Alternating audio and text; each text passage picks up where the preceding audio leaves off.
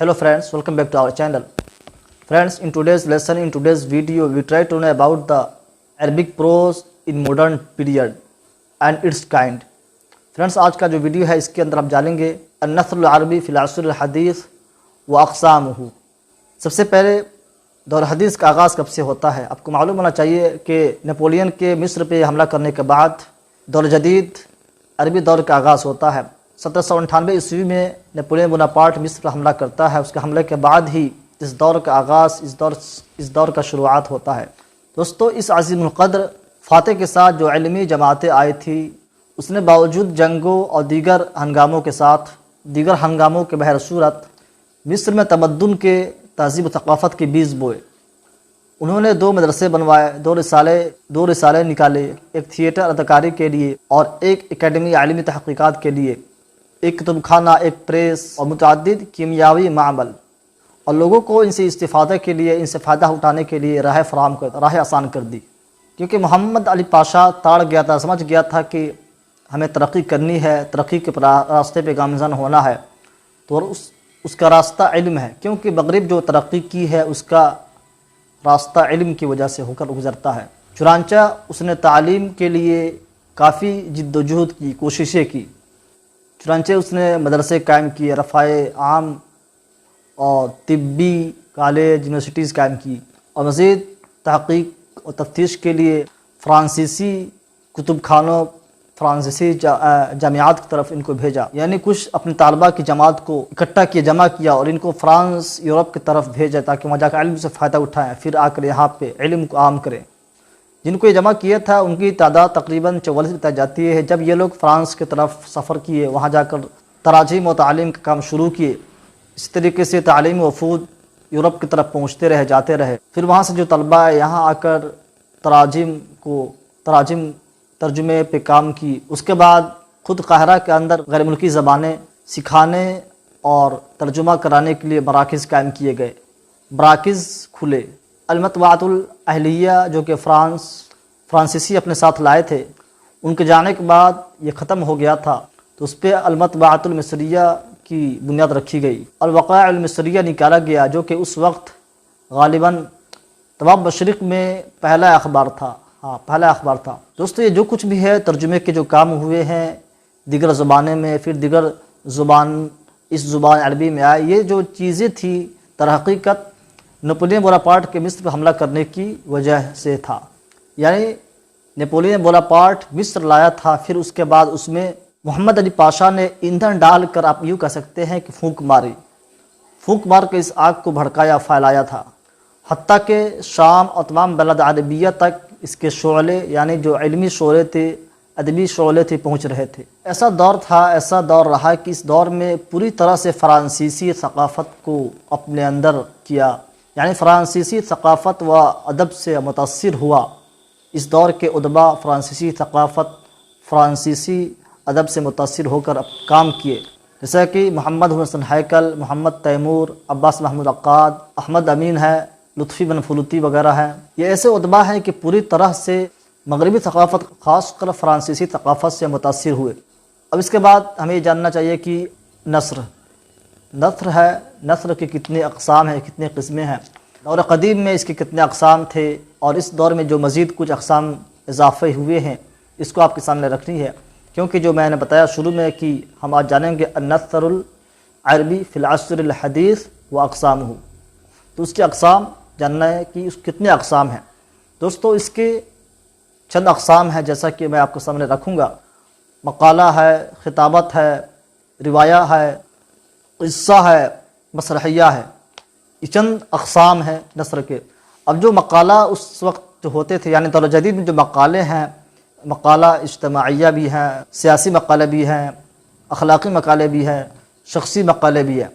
ये इस दौर में इसका वजूद हुआ। कहा जाता है कि ये जो मक़ाला है नस्र की अक़साम में से, इसका वजूद इस दौर में हुआ है। अब मक़ाले की 2 किस्में हैं, मक़ाला ज़ातिया और एक मक़ाला मौज़ूइया। मुख़्तसर आप ये जान लें कि मक़ाला ज़ातिया, जिसमें अदीब अपने ख़यालात, अपने अफ़कार को पेश करता है। जैसा कि मिसाल के तौर पे लुत्फ़ी बन फलूती के नज़रात वल अबरात है, और जिब्रान खलील जिब्रान के आई थिंक दौमा व इब्तिसामा है। दोस्तों इसके बाद कुछ ऐसे उदबा पैदा हुए हैं जिनके मकाले में बहुत ज़्यादा गौर व फिक्र और अल्फाज के ख्याल बहुत ज़्यादा रही है। यानी इन्होंने फ़लसफियाना अंदाज में मकाले को लिखना शुरू किया, जैसा कि मुस्तफ़ा सादिक़ अर्राफ़ई थे जिनकी वहीउल क़लम है, हदीसुल क़मर है। इनकी इबारत में बहुत थोड़ी गुमूस पाई जाती है। और मैंने बताया कि मकाला के दो किस्म, एक मकाला ज़ातिया और दूसरा मकाला मौज़ूइया। मकाला मौज़ूइया उसे कहते हैं जिसके अंदर मंतिक व अक्ल पे एतमाद किया जाए, जिसमें इंसान के अपने ख़यालात, अपने जज्बात का किसी तरह का कोई अमल दखल ना हो।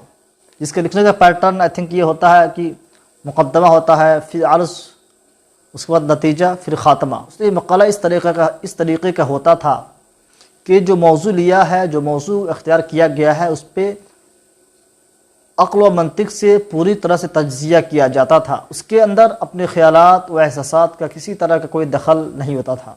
ये मकाला मौज़ूइया हुआ। इसमें जो मौजू अदीब मुंतखब करता है उसमें किसी तरह का उसके अमल का दखल नहीं होता।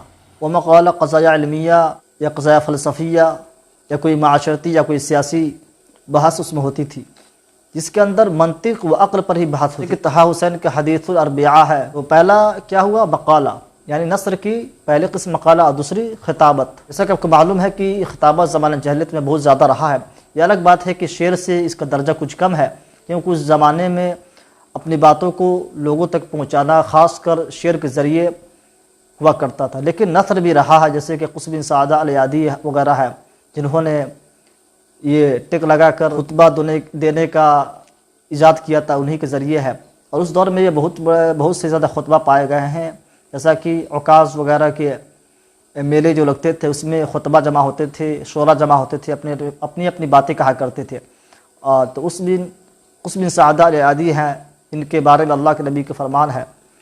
तो खुलासा कलाम ये कि जो खिताबत है, खिताबत का फ़न है, ये ज़माने जाहिलियत के अंदर भी पाया जाता था। हाँ, अलग बात है कि कुछ शेर से इसका दर्जा कम है, कुछ कम पाया जाता था, लेकिन बहरहाल खिताबत का फ़न है ज़माने जाहिलियत में भी काफ़ी अरूज पे रहा है। खुतबा अपनी बात सामईन तक इसके ज़रिए पहुँचाया करते थे। अपनी बात, अपनी अफ़कार व ख़यालात लोगों तक पहुँचाने के लिए इसका इस्तेमाल करता था। अपनी बात को लोगों तक पहुँचाने, अपने ख़यालात को, अपने अफ़कार को, अपने जज्बात को लोगों तक पहुँचाने के लिए इसका इस्तेमाल हुआ करता था। तो ये चीज़ ज़माना जाहिलियत के अंदर भी पाया जाता रहा। उमवी दौर के अंदर भी, हाँ, ये अलग बात है कि उमवी दौर के अंदर सियासी खिताबत का फ़रोग़ कुछ ज़्यादा मिला। और दर हाजिर के बड़े ख़तीब जैसा कि मुस्तफ़ा पाशा है, जमाल अब्दुल नासिर है, शेख अब्दहू है, तो ये हज़रात दौर जदीद के खुतबा रहे हैं। तो पहला किस्म क्या रहा, मकाला, दूसरा खिताबत, फ़न खिताबत, और तीसरा किस्म है क़िस्सा। ये भी ऐसा सिनफ है जिसका वजूद पहले भी रहा है, यानी क़िस्सतुल अरबिया, इसका वजूद पहले भी पाया जाता रहा है। इंसान अपने हालात को बयान करने के लिए इसका इस्तेमाल करता रहा, अपनी बात को मुफ़स्सिल अंदाज में समझाने के लिए इसका इस्तेमाल होता रहा है। क़िस्से की शक्ल में अपनी बात को रखा जाता था। जैसा कि जब कुरान मुक़द्दस नाजिल हुआ तो उसके अंदर भी क़िसस का वजूद रहा, कुरान क़िसस बयान किया। अब्बासी व उमवी दौर में भी इसका वजूद रहा, ये पाया जाता रहा। ये अलग बात है कि ख़ासकर अब्बासी दौर में, उमवी दौर में वाइज़िन होते थे, क़िस्सा कहा करते थे। इसका ख़ासकर मसाजिद वगैरह से इसका रब्त रहा है। उसके अंदर असलाफ़ के क़िस्से कहे जाते थे। ख़ासकर रुफ़ाअत तहतावी हैं, उन्होंने वो फ्रांस के सफ़र की, जैसा कि मैंने बताया कि पहले बताया कि नेपोलियन बोनापार्ट के मिस्र पर हमला करने के बाद जो तराजिम का और जो अरबी अदब पे जो काम हुआ है कि मगरिब की जानब लोगों का सफ़र होना और ख़ासकर फ़्रांस के जानिब वहाँ जाकर इल्म को, अदब को सीख कर आना और यहाँ इस चीज़ को फ़रोग़ देना। तो रुफ़ाअत तहतावी हैं, इन्होंने भी फ़्रांस के सफ़र किया।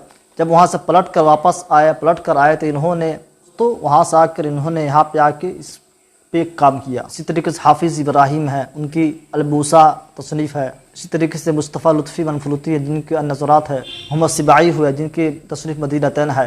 ख़ासकर 1917 के बाद, या आप कह सकते हैं कि पहली जंग आज़िम के बाद, पहली वर्ल्ड वार के बाद क़िस्सा में मज़ीद और तरक्की हुआ। किस्से लिखे जाते रहे, लेकिन जो फ़नी तौर पे जो क़िस्सस लिखे गए उसका आप बानी कह सकते हैं, जो बानी हैं जिन्होंने इसका वजूद किया, जो फ़नी क़िस्से हैं, मोहम्मद तैमूर ने शुरू किया। لیکن اس کو جو مکمل کیا محمد تیمور نے، جو القطار محمد تیمور نے شروع کیا، فنی اعتبار کا جو قصے ہیں آپ کہہ سکتے ہیں محمد تیمور نے لکھا، جس کا نام القطار ہے۔ فقہ النظرات ہے جو کہ آپ فرانسیسی ٹرانسلیٹ ہے۔ اس کے بعد مزید اس وقت کے اور ادباء ہے جیسے کہ توفیق الحکیم ہوئے، جنہوں نے عہد الشیطان جن کی تصنیف ہے، نجیب ہوئے، عبد القادر المازنی ہوئے۔ اس کے بعد جو اقسام ہیں، روایہ ہے، مسرحیہ ہے۔ دوستو یہ روایہ مسرحیہ خالص ماڈرن پیریڈ کے ہیں، یعنی دور حدیث کے ہیں۔ پہلے یہ کہا جاتا ہے کہ دور قدیم میں یہ چیز نہیں پایا جاتا، لیکن بعض لوگ کہتے ہیں کہ روایہ پہلے بھی پایا جاتا رہا، جیسے کہ البخلا ہے، قلیلہ و دمنہ، اسی طریقے سے مقامات حریری۔ بعض لوگوں کا ماننا ہے کہ روایہ پہلے بھی پایا جاتا رہا، جو میں نے بتایا کہ البخلا ہوا، مقامات حریری ہوا، قلیلہ و دمنہ ہوا، الف والعلا وغیرہ، ان کو روایہ میں شامل کیا جاتا ہے۔ خاص کر فرانسیسی ناول کو ٹرانسلیٹ کیا گیا عربی زبان میں۔ پہلا روایہ محمد حسن ہیکل کا ہے، زینب پہلا روایہ، طہا حسین ہے، توفیق الحکیم ہوئے۔ دوستو یہ روایہ رہا۔ اس کے بعد جو مسرحیہ ہے، اس کے بارے میں بھی کہا جاتا ہے کہ یہ پہلے بھی موجود رہا ہے، پہلے سے موجود ہے۔ جیسا کہ مسرحیہ اس کو آپ کہہ سکتے ہیں، جیسا کہ آپ نے پوپٹ شو دیکھا ہوگا جس میں انسانی شکل کے چیز بنا کو پیش کی جاتی ہے۔ دعویٰ کیا جاتا ہے کہ یہ پہلے بھی پایا جاتا رہا۔ سب سے پہلے لبنانیوں نے، جیسے کہ مارو النقاش اٹلی وہ سفر کے لیے گئے اپنے ایک دوست کے یہاں، وہاں انہوں نے اس چیز کو دیکھا اسٹیج شو ہوتے ہوئے، یعنی مسرحیہ ڈرامہ۔ تو وہاں سے واپس آنے کے بعد جب آئے تو وہاں سے آنے کے بعد انہوں نے خود اپنے گھر میں کچھ لوگوں کی ٹیم بنا کر البخیل کے نام سے ایک اسٹیج شو کیا۔ اسی لیے مارو النقاش کو کہا جاتا ہے کہ یہی اس کے بانی ہیں، مسرحیہ کے یہ بانی کہے جاتے ہیں۔ اس کے بعد اس فن کا چلن ہوا، اس فن کا فروغ ہوا۔ اسی طرح ان کے بھائی ہوئے، سلیم نقاش کے جیسے کچھ نام ہیں، خلیل یازجی ہوئے، ان لوگوں نے ڈرامے لکھے، اسٹیج شو کیے۔ اسی طرح اس کے علاوہ بھی نظمیہ مسرحیہ بھی لکھے گئے، یعنی منظوم نظم کے طور پہ بھی مسرحیات لکھے گئے، جس کا بانی کہا جاتا ہے کہ احمد شوقی ہیں۔ آپ کہہ سکتے ہیں کہ احمد شوقی منظوم ڈرامے کے بانی ہیں، انہوں نے اس چیز کا ایجاد کیا، اس کا چلن کو عام کیا، یعنی احمد شوقی نے منظوم ڈرامہ لکھے، اس کے بانی کہے جاتے ہیں۔ تو فرینڈس یہ رہے نثر کے اقسام اور دور جدید کا آغاز کب ہوا نپولین بوناپارٹ کے مصر حملہ کرنے کے بعد، اور نثر کے اقسام کون کون ہے جس کو میں نے آپ کے سامنے رکھا، مقالہ، قصہ، روایہ، مسرحیہ، یہ کیا نثر کے اقسام رہے۔ اگلی ویڈیو ملتے ہیں، تب تک کے لیے آپ خوش رہیں، خوش رکھیں، بیسٹ آف لک۔